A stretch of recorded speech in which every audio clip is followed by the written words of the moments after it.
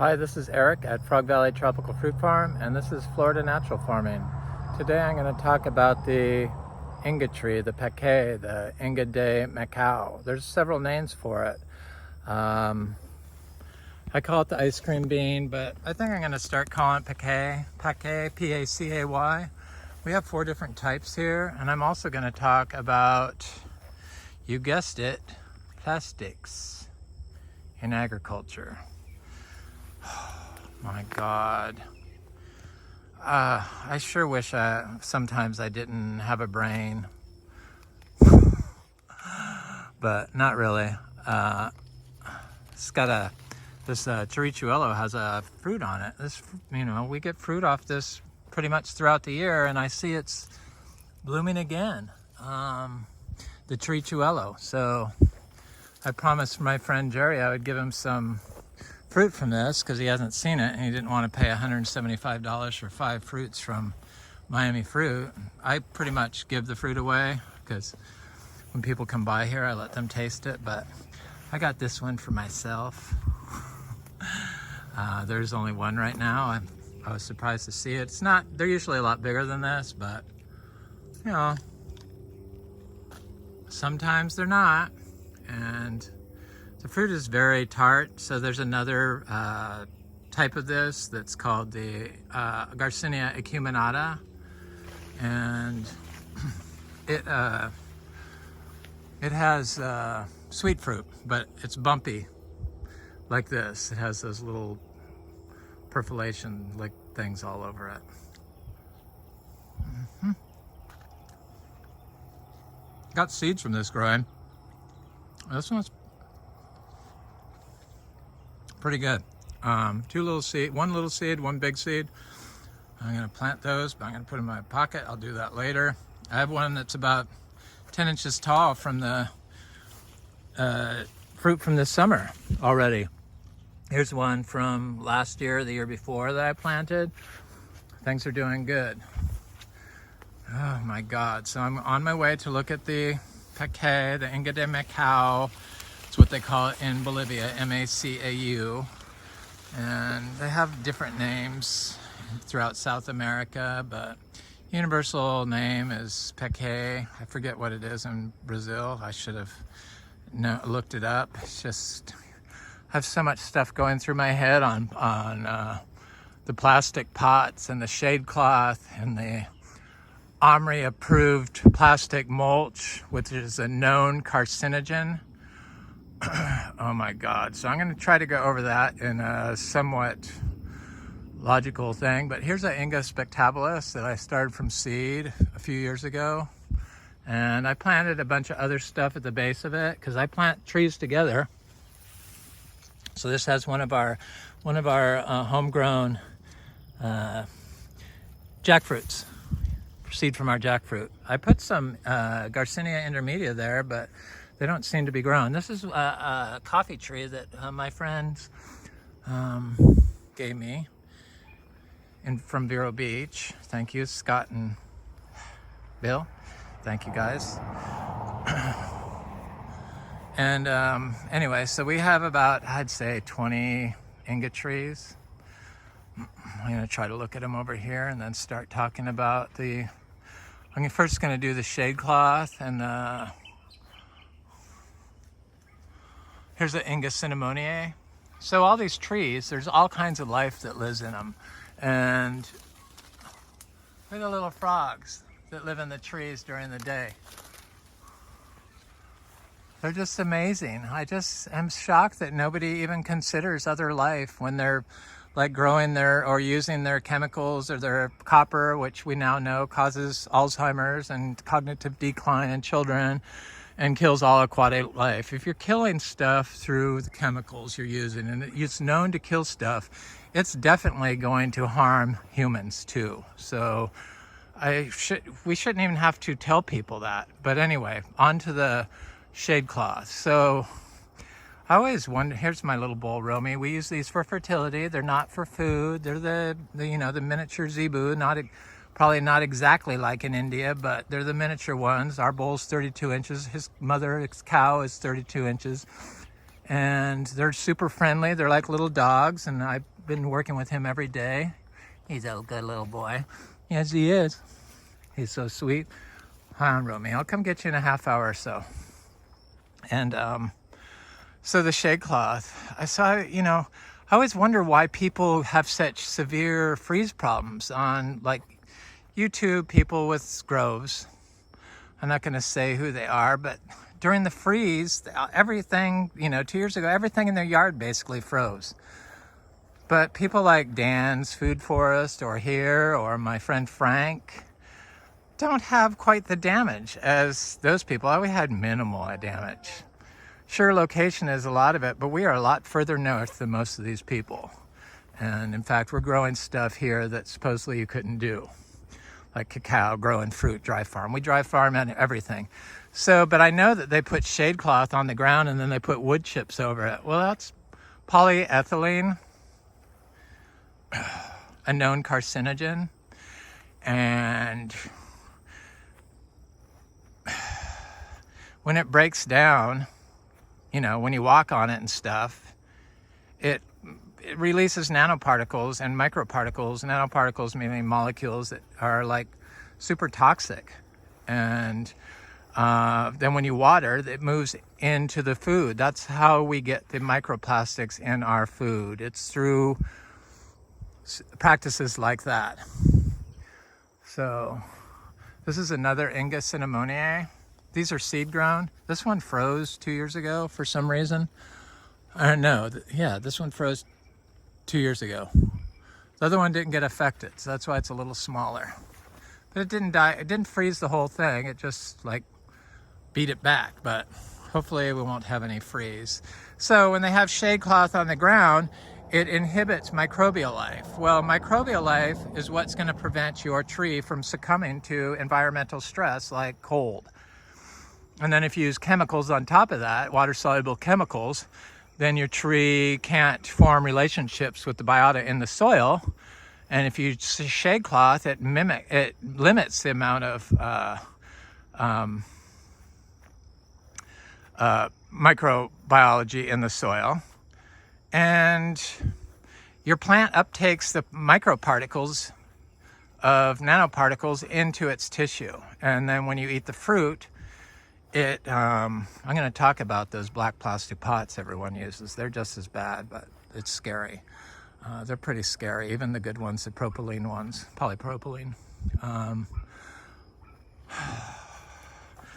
The shade cloth, and everyone uses it. My good friends in the Philippines, they like in Taiwan, they use the shade cloth, and people use the plastic containers in their house and then mix chemicals, you know, because they use leca and, you know, water-soluble fertilizers inside their house, which oxidize the pots. That's the whole thing. They may not be poisonous. That's why all the studies have taken so long to come out. So you have to break down. This is what you have to do. It took me 2 days to figure this out. So don't look up polypropylene or polystyrene or polyethylene. Look up ethylene. Look up propylene. And you'll see that they're carcinogens. Propylene, they're saying, is a probable carcinogen. It's made from, you know what the poly is for generally? Maybe not in propylene. The poly is for some sort of vinyl. I have to break it. I'm going to do another one, follow up. I just didn't have enough time. It took me 2 days to figure this out. Reading hundreds of reports. It's just like, oh my God, the information is so hard to get the correct information because of the chemical companies and the money involved to hide the truths from the American people and the world. And California has stepped up and is going to ban plastics. That's why I want to move there. This is the type of world I want to see, the future I want to see, not a future that denies and pushes chemicals and pesticides and plastic mulch, OMRI approved plastic mulch. University of Florida, I had to freaking look. And they suggest, there's a thing that comes up when you look at plastic mulches, they don't want you to use the rubber chopped up tires as mulch. Yeah, because it probably gets so hot. But then they have a whole long list, a page or 2 pages on how to put the plastic mulch down over your organic crops and your regular crops. Well, the foods grown under the plastic mulches have been shown to be lower in nutrients and lower in antioxidants because the microplastics break down. It doesn't matter how long they're on the soil. If you've been using them year after year after year, you have a plastic Superfund site in your yard, period. If you've been using it as shade cloth and you've been walking all over it, you have a plastic Superfund site in your yard, and no amount of fruit that you get off of it is going to be any healthy for anyone, period. If you're growing fruit in black plastic pots, that is not healthy food. So the microplastic prevents nutrients from being uptaken into the plants because as it breaks down into the nanoparticles, it forms around the taproot or the roots of the plants in the root zone, in the rhizosphere, and prevents the uptake of water and nutrients. This is why I remove all the soil from anything I ever buy and wash the roots in rainwater. I didn't know why I was doing that, but that's why. This is why people are having trouble growing stuff, because of the way they're growing. And this is why I do these things, because I care about people and how they grow. And I know that there is a better way, and it's the natural way. Not Florida natural. They've shown that that's not natural, but the natural farming way, mimicking nature. So rather than mulch, we use this living orchard floor. Oh, I forgot to talk about this. This is an Inga Spectabilis. This is seed grown. It's quite old. See how it's dead on top? 2 years ago, or last summer and last winter, not this past winter, but the winter before, and this past, not this summer that just ended, but the summer before that. We had back-to-back severe drought. Never had a drought here in the summer. And during the summer drought, this top part died because this soil is compacted and the roots could only go down so far. So when it dried,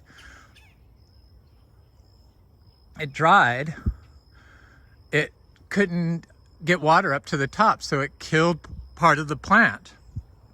It only affected this Inga tree, but I knew that this was like the worst spot in the lawn.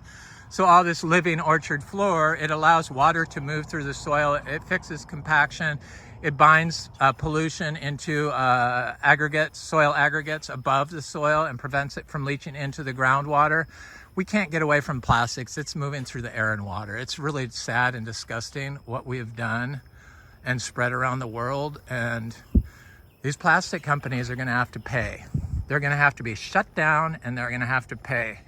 So when you break down the polyethylene into ethylene and poly, the poly is for polyfluoroalkyls, PFAs. Oh my God, they're so sneaky. All plastics contain cancer-causing ingredients.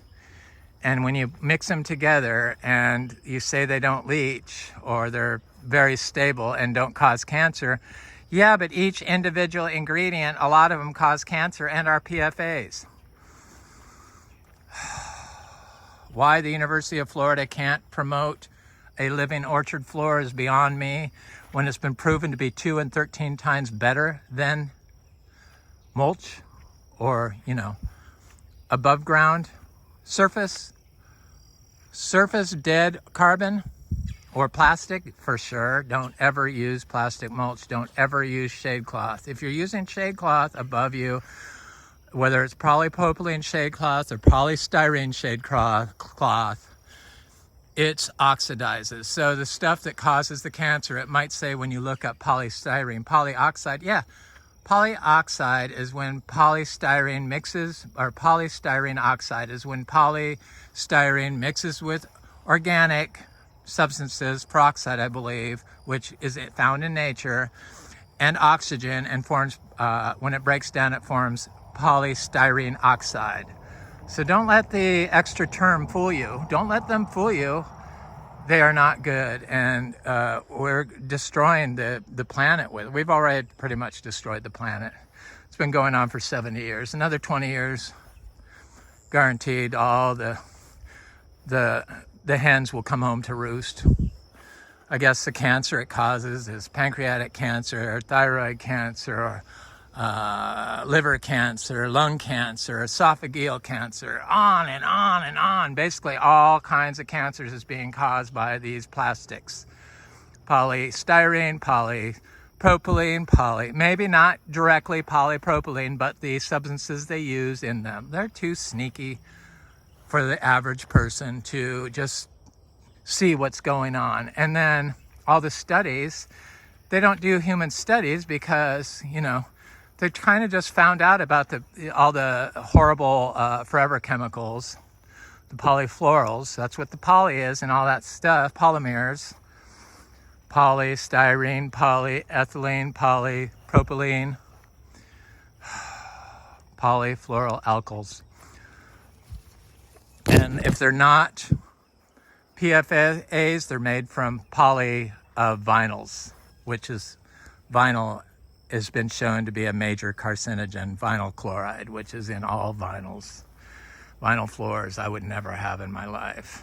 I don't want to scare anyone. I know everyone uses those things, but I think you need to start phasing the plastics out of your agro systems. I know the aeroid people just, I don't get it. They just put plastic pots in their house and then they put these chemicals in them and then they push them around the world. They're like TFF was for copper until I went after them. I just got mad at them because it killed all aquatic life. I didn't realize it was killing all humanity too. Anytime you use a substance, a nutrient in a concentrated form, it's going to put other nutrients out of balance. So when you use copper, you have more aluminum and higher low zinc or something like that. I don't know exactly for sure, but I could look it up. You could look it up. It's not that hard. Well, it is kind of hard because all the stuff that comes up is like rosy stuff, rose-colored lenses to make people buy stuff because that's the American way. Money, money, money. Doesn't matter if it's unhealthy for us. I mean, we use these polypropylenes in humans. They try to say that they're non-toxic, but hell yes, they are. Take the poly out of propylene and you have a toxic substance. You break it down even further from the poly. Yeah, they say there's no polyfluoroalkyls, no forever chemicals, but there's vinyl in there. Vinyl's a known carcinogen. Oh my God. I have my rain barrels here and I got little frogs in here, little tadpoles. They're getting big. Oh my God, I love frogs. Love them. I love Florida. It's just so sad that we can't let the truth outweigh the garbage that's out there and see what's going on. That's why, I mean, if you care about anybody that's growing plants for their health, please share and like and subscribe to this channel and send them the copy of this. Sure, I make a couple mistakes here and there, or many mistakes sometimes on like numbers or something, or names of plants, but the general gist of it is out there. I'm not reading anything. I'm just saying off my head of what I've read before I come on and make a video about it. So here's my pots. So I try to do everything in terracotta pots. Now, I have some plastic pots, 1 or 2 left that I'm getting rid of today. So this is the Garcinia Madruno seedling, and it's like easily 10 inches. This is the Garcinia lindero seedling. This is a cutting of Philodendron gigas. Here's a lindero that's 10 inches, a Garcinia lindero. I buy my seeds. When I buy seeds, if I don't produce them myself, I buy them from Fruit Lovers Nursery or Montoso Gardens. I don't like the other seed sellers. Sure, if I could buy from Jim West, I'd buy from him, but he's not taking new clients, and Oscar gets fresh seeds from him at Fruit Lovers. People have had issues with Oscar. He's a one-man show. Cut him some slack. He's trying to supply people with quality seeds. I've never had a problem with his seeds, except for Luke's Garcinias years ago. but he rectified it and doesn't sell elderly seeds anymore. If you call him and say you didn't get your seeds or text him, he will send your seeds. He's not doing it on purpose. People make mistakes. I mean, it's okay for people to make mistakes and tell you that it's okay to apply all these chemicals which are destroying Florida, but it's not okay for somebody to make a mistake and forget to send your seeds. Our priorities are all screwed up in America, completely screwed up. So irritating. So look at these, are looking great. These, I found that the anthuriums do better in the ground. Look at this Longus malobum anthurium. This is a new leaf. This is one that looks like the Spiritus Sancti. So I've been trying to put them in the ground. I'm doing that. I'm putting them all in the ground. They do better in the ground. This is Anthurium Spectabilis. It's getting huge. I need to put that in the ground.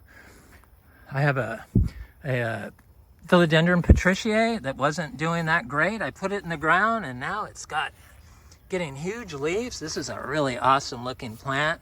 Gigantic long leaves.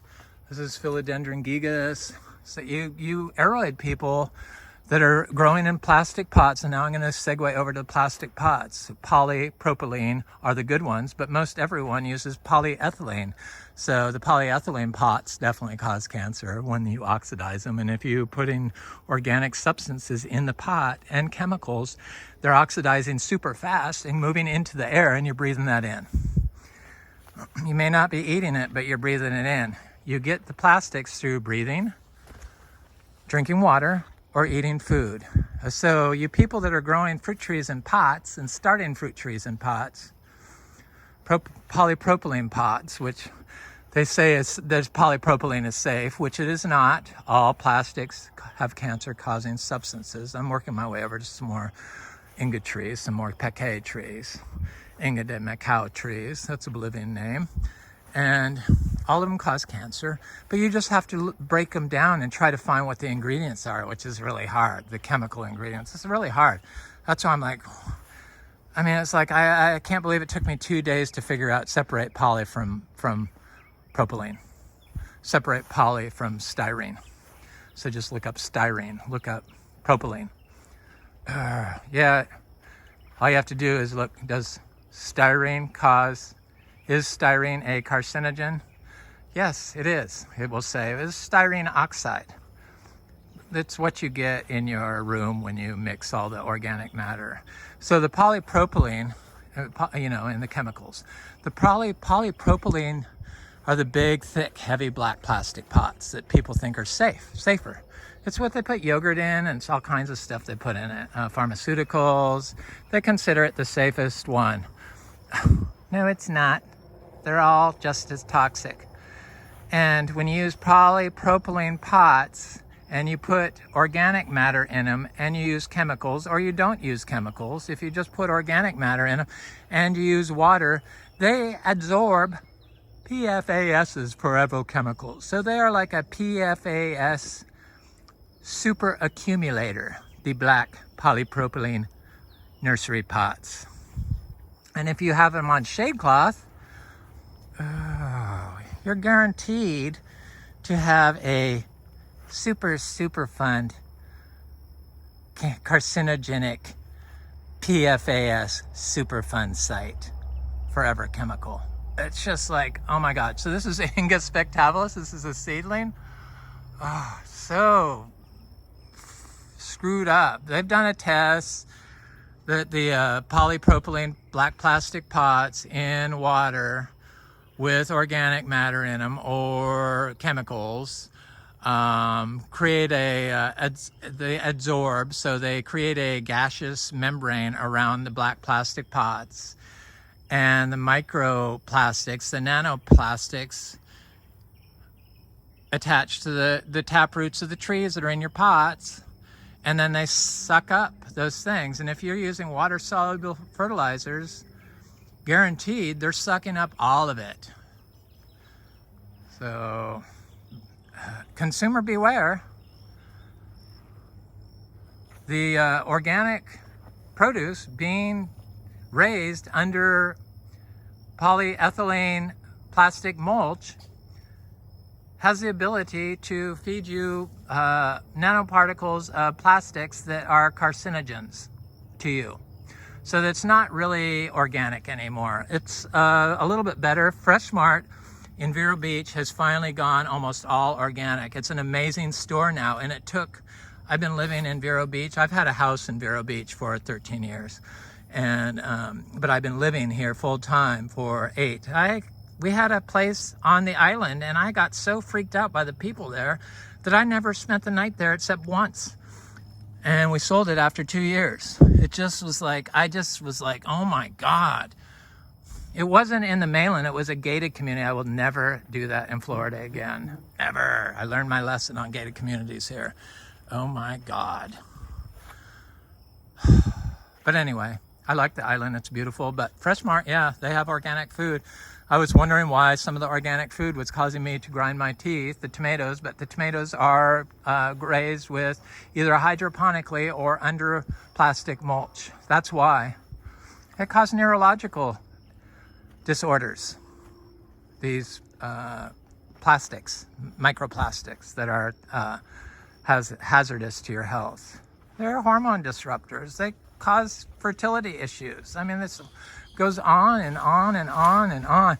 And it's not, I mean, I have my good friend Frank, he has tons and tons and tons of plants in black plastic pots.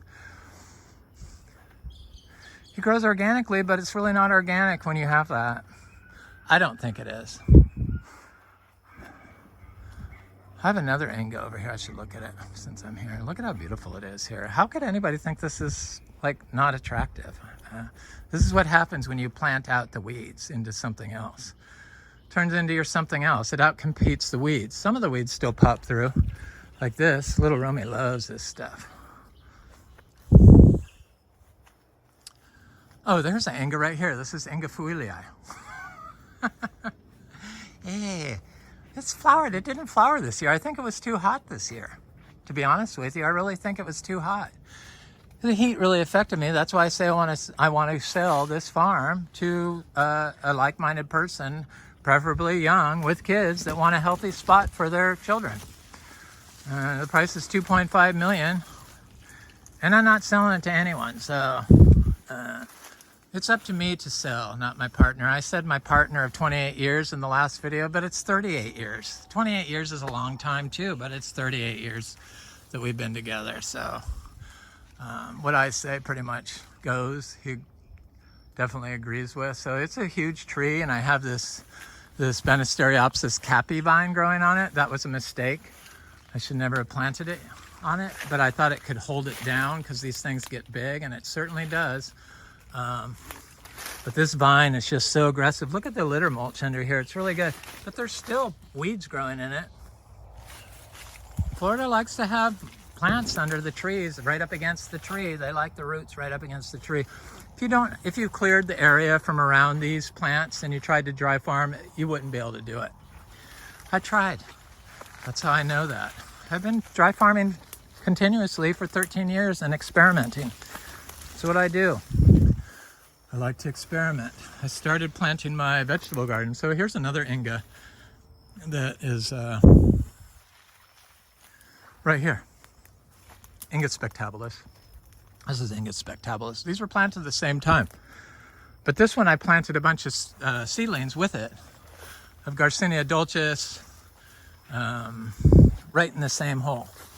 And for some reason it just grew twice as fast. My friend Jerry does the same thing, Jerry Young. I've done links to him in the last video and a couple of videos before. Jerry G. Young, or Young G. Jerry. Anyway, I'll try to remember to do that. So here's the Garcinia dulcis, but he has like 8-foot tall Garcinia mangostana trees growing without being watered outside, no protection. He has durian trees that are 3 years old that have been in the ground that grow without being watered. He has all kinds of amazing trees. He has a rice tree, which I have never heard of. I tried to find information on it, that produces white rice. I trade fruit and seeds with him. So we like he contacts me a lot. We FaceTime, he shows me his stuff, so I know it. I've seen it, so it's not like I'm not there. He's an amazing grower, and he doesn't understand why people in Florida tell you have to mow everything down. That's what's ruining everything. In Florida, we're on sand, and you don't want to compact it, which is what happens when you mow. And they've shown that this is 2 to 13 times better than a mowed lawn, or probably more than 13 times better than a mowed lawn, but 2 to 13 times better than just wood chips or mulch. Probably just your monocrop pigeon or perennial peanut would be 2 times better, but something like this, which is put in by nature, that I let nature install for us, is definitely 13 times better. And it aggregates soil, which has the ability to bind pollutants above ground that won't leach into the soil. You're not getting away from the nutrients coming through the air. So this is polypropylene. It's the really thick stuff. I need to remove all that stuff. It's not in the ground. It has a metal stake, but still oxidizing and part of the problem. Oh, God. This is all this plastic mess. What was I going to do? Oh, this huge Inga tree. Look at this thing. This is Inga Vero. It's gigantic. It's still flowering. And I thought it had fruit on it, but it was just a dead leaf. I'm going to get fruit off these. I know they fruit without watering. We're further north, so it takes longer. And I don't know if Inga Vero is less likely to self-pollinate or what. But I know the Inga Feuilli has flowered at my original farm after it took about 7 to 8 years dry farming. But it's a pretty big tree. The creatures got in it and broke these branches off, which I need to cut, but it's a nice tree. Look at my jackfruit. I got about 7 jackfruits on this tree. Can't wait for the jackfruit. We still have mangoes on our tree. We're gonna have mangoes in October. Buttercream mangoes and lemon zest mangoes. So here's my vegetable garden. So what I did in August, I showed it, I think, in my August monthly farm video, or September for sure it was in. No, it was in August. Maybe it was end of July or August. It was in the August monthly farm update. I put my daily manure, like 20 piles around here. So that's why it's that thick, to kill off all the orchard floor in this area, the bidens and the other stuff.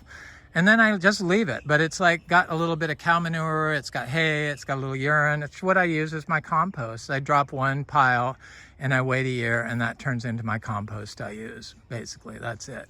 So then when I get ready to plant, I scrape this stuff back, and the manure all stays there. And then I chop it up. I see some creatures already been in there. With this thing, I pound it down, and then I put some fresh zebu manure in there, which I dumped over here.